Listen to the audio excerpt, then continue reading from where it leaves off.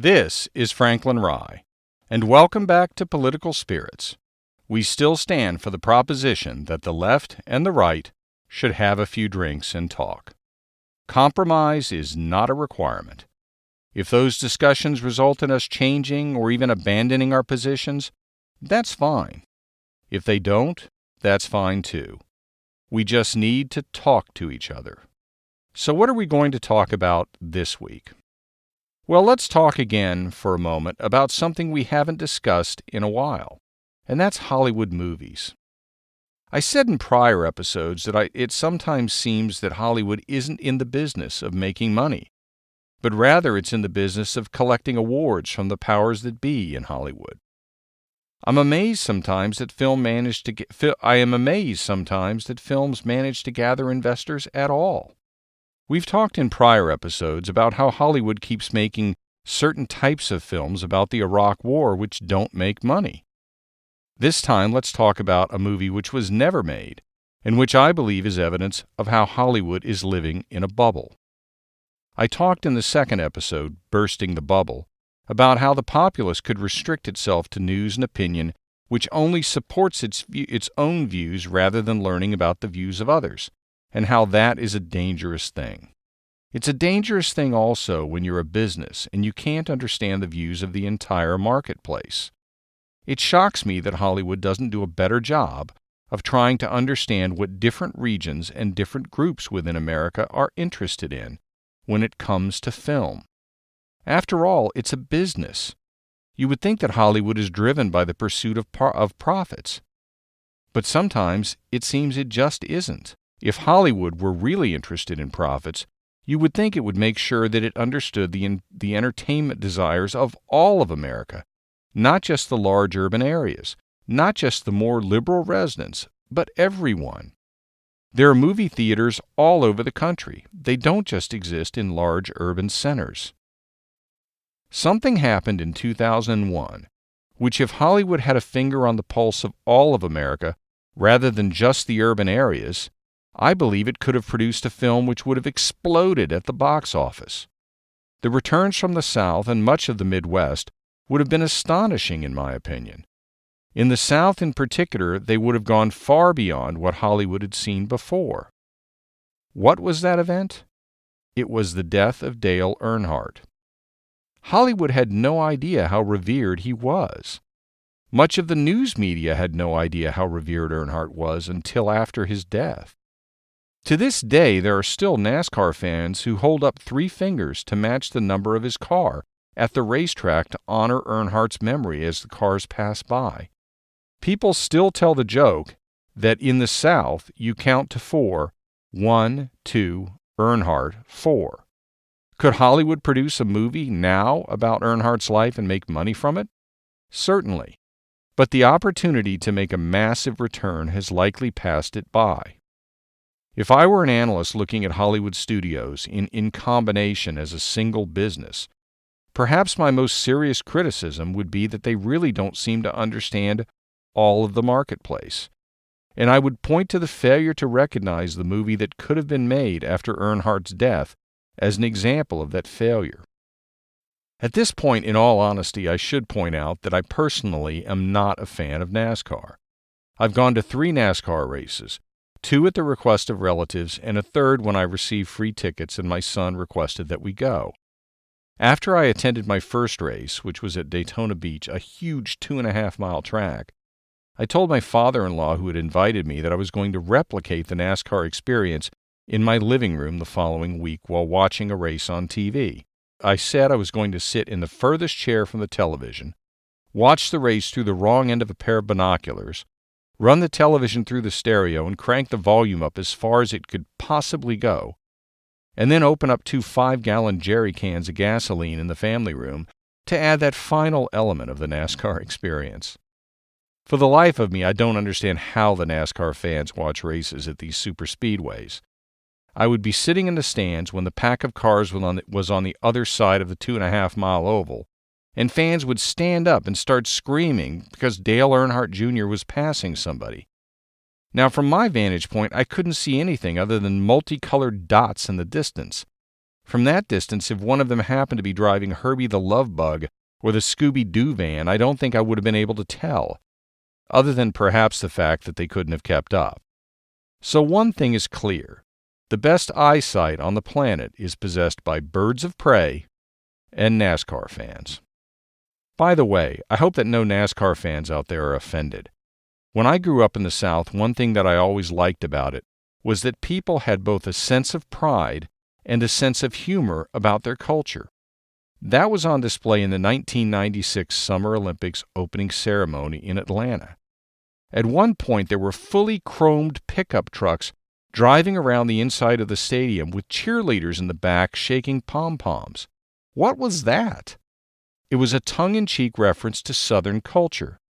I can guarantee you that millions of Southerners were thinking two things at the same time while watching that.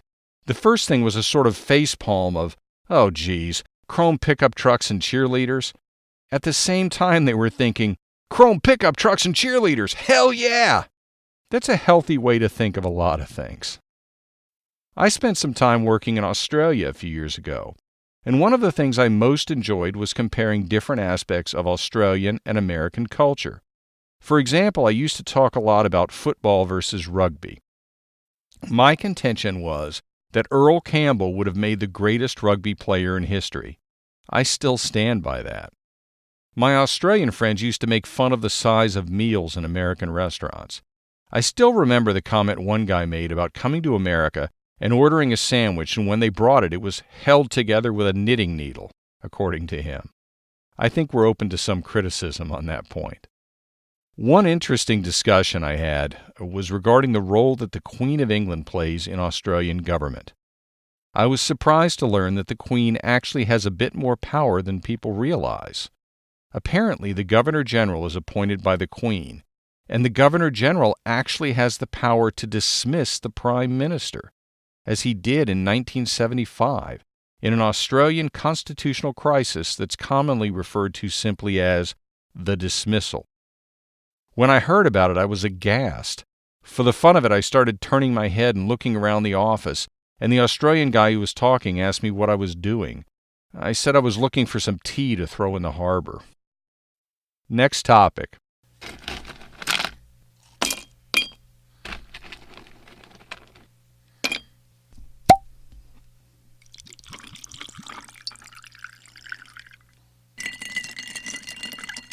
What has Hollywood done right?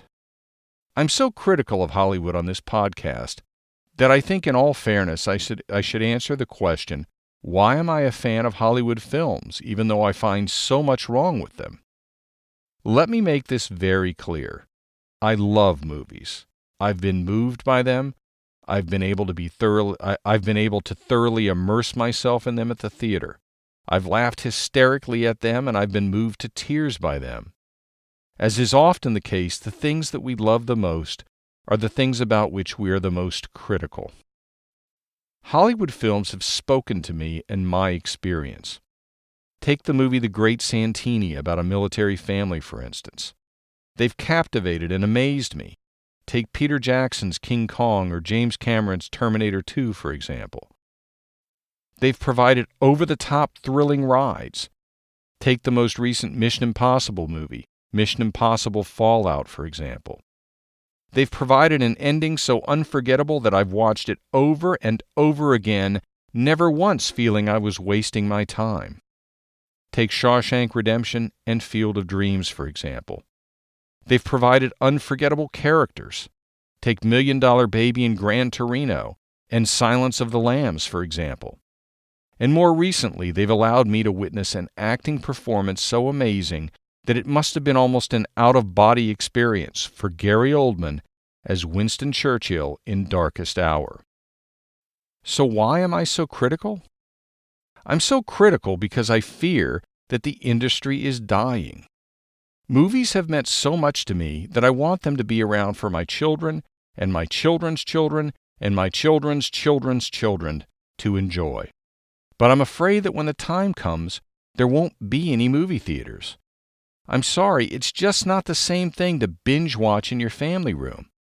I want my descendants to go to the theater, buy some popcorn and a soda and maybe some candy, watch a movie with a crowd of other people, and then go talk about it with their date or friend or whoever came with them. The proliferation of home entertainment options threatens that experience, and I'm beside myself that while that's happening, Hollywood seems hell-bent to either ignore half of the American public or insult them, but never entertain them. It's a source of never-ending frustration to me. If the movie studios really thought about it, they would deliberately reach out to conservatives and place them in their film evaluation process, in recognition that by failing to do so, they're continuing to live in a bubble. When you're in a business and you live in a bubble, the maximum size of your market is whatever is within that bubble. Go outside of Hollywood and ask any CEO whether it makes any sense to do that. You know the answer you'll receive. Next topic.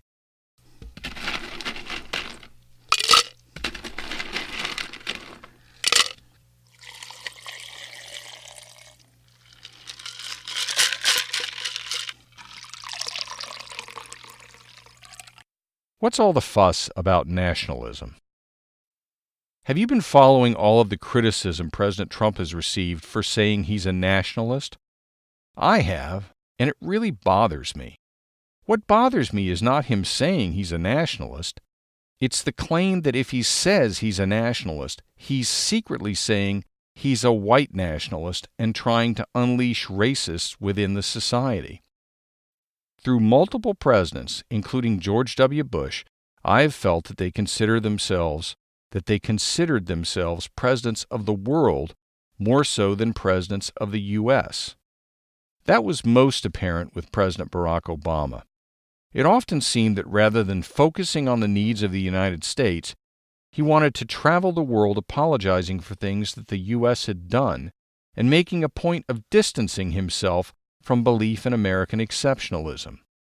To the extent he espoused it at all, he would simply say that he believes that America is exceptional in the same way that citizens of other countries believe that their countries are exceptional. In that respect, Donald Trump's campaign was refreshing. He basically delivered the message that he was going to bring the presidency back to the point where the needs of Americans were considered first. That was the whole point of the slogan, "Make America Great Again." It wasn't "Make White America Great Again" and who cares about Black America or Hispanic America or Asian America. Look back through Donald Trump's campaign speeches and his speeches after he took office, and try to find any instance where he stated that he was going to look after the needs of white Americans first, or that Black or Hispanic Americans' needs come second. You won't find any. The distinction he's always made is between Americans and others who are not American. The distinction he has always made is between legal immigrants and illegal immigrants. Now, I talked in a prior podcast about the disparaging term he used to describe certain countries which are extremely economically depressed and in some cases dysfunctional. Those countries happen to be predominantly either Hispanic or Black. But he didn't refer to them adversely because of the color of the skin of their population. He referred to them adversely because they're so economically depressed that immigrants from those countries are likely to be willing to work for severely depressed wages, and thereby undermine the families of unskilled laborers who are either U.S. citizens or legal immigrants, and who are competing with them for jobs. The bottom line is that President Trump's use of the term nationalist or nationalism is not some sort of hidden message or dog whistle to racists. As I mentioned 2 episodes ago, quoting opinion columnist James S. Robbins, who notes in USA Today's October 29, 2018 online edition, quote, "Real extremists don't hide their biases. You don't need to use a secret decoder ring to understand the blatantly anti-Semitic message when Louis Farrakhan says Jews are termites," close quote, or when Farrakhan talks about Jews infecting the world.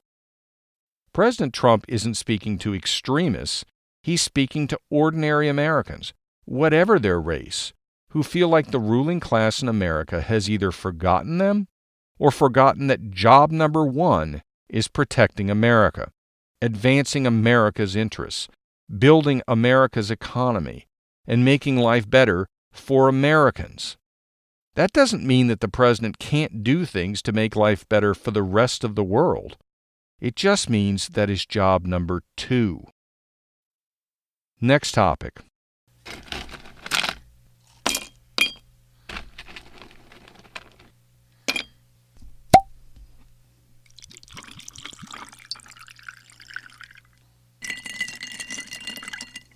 Interesting observations about America's youth. I used to volunteer to judge high school debate competitions. I remember the first one that I judged. It consisted of the top-level competitors from multiple schools. I remember I was able to judge through the entire competition all the way to and including the finals. I would love to see the video of the students and their instructors going over my ratings and comments for each of the competitions. To say that I went into detail would be the understatement of the year. I literally was commenting on virtually every exchange and noting strengths and weaknesses and alternative approaches that could have been taken.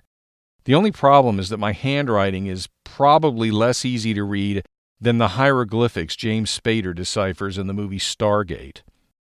I remember coming home and telling my wife that I felt like our future was safe in the hands of our youth because I was so impressed with the performance of the students I judged in the debates. I remember in particular I ranked the top 3 students in the finals as a virtual tie. One was an extremely well-spoken female who had her facts and figures and arguments absolutely down pat. Another was an African-American male who had such a casual command of the stage that it was truly impressive to watch. He dressed somewhat more casually than the others and delivered his speech in a perfectly commanding but soothing tone, while walking back and forth effortlessly without needing to pause at any point other than for effect. He truly commanded the stage. I remember telling my wife that based on what he said, I could tell he was also extremely liberal. In fact, he reminded me of a young Barack Obama, if Barack Obama had not been such a screw-up when he was in high school. The third of the top 3 students in the finals was a young male who made a point in his presentation of revealing that he was gay. In some respects, his presentation was the most impressive. His use of intonation and matching it with the movements of his hands when depicting rising or falling or movement in the subject he was discussing was perfect. And like the female debater, he had all of his facts and figures down pat. Without any doubt, that was one of the most enjoyable volunteer efforts I've ever engaged in. I felt good for having done it, and I was proud of the achievements of those students who had performed so exceptionally. I really felt the future was in great hands. About a month later, I was invited to judge another debate. This one was not comprised of the top-level debaters. Moreover, at this event, I didn't have the opportunity to judge the finals. I definitely came away with a different impression. I remember not a single student I judged stood out as a great debater. Most fell way below that standard, and some were downright horrible. The worst experience was probably with one student in an extemporaneous debate format where he was required to draw 3 slips out of an envelope and then speak extemporaneously for several minutes about one of the historical figures, subjects, or questions that was named on the slip. The person he chose to discuss was well known. Unfortunately, his entire statement was, "Blank was a person." That's all I have to say. Now, obviously, I gave that student the lowest possible rating. He made absolutely no effort at all. I then tracked down his debate coach later to let him know what happened.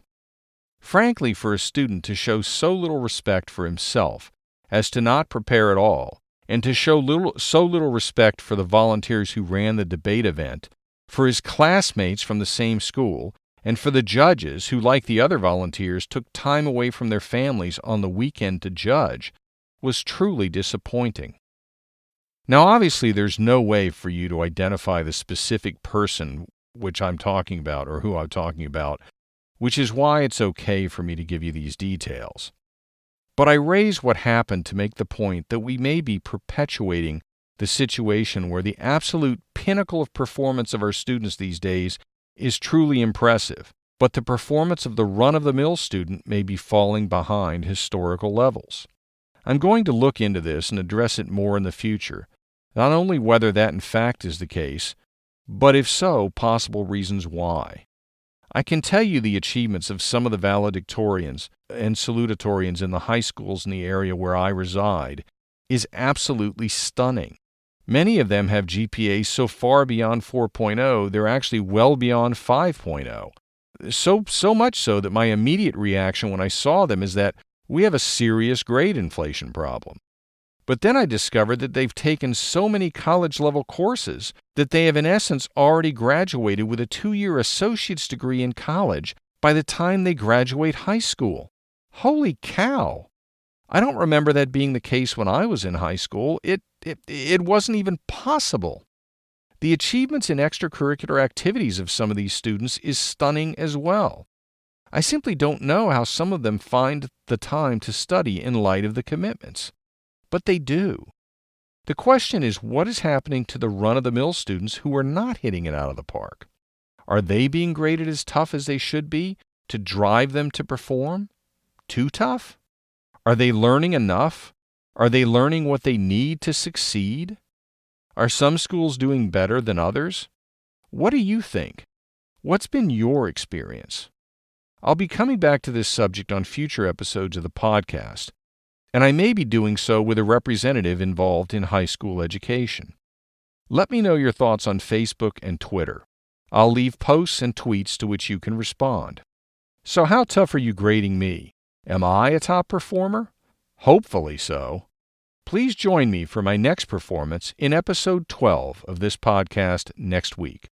Until then, be sure to tell your friends about Political Spirits. And follow me on Twitter at Franklin Rye. Like me on Facebook at Political Spirits. This is Franklin Rye.